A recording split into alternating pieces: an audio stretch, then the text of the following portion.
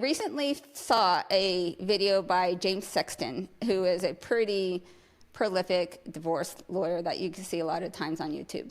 And it was a clip that kind of swayed me over to the prenup side. But the clip that I'm referring to, what he said on there was that the stats on it is that if you have a prenup, that I believe the success rate of those relationships or those marriages is 90%, which you can't ignore, because even does that mean that the people who are reasonable enough to go through that process to lay out these expectations and what's going to happen, are these the people who are reasonable enough that when things get difficult in marriage that they're going to be able to work them out?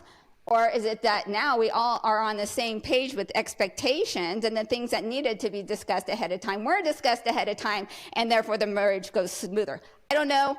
I don't want to argue with the stats. If the stats are there, I'm going to be like, get that prenup, because at least it does help with having these discussions which aren't being had that really need to be done ahead of time.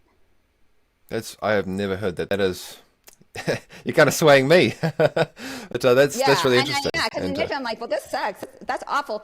Yeah. But yeah, it forces discussions that we should have been having that nobody talks about, because we're still in this romanticized, oh, it's not going to be me and everything's going to be fine and we're not going to need it. Well, let's at least have this conversation then.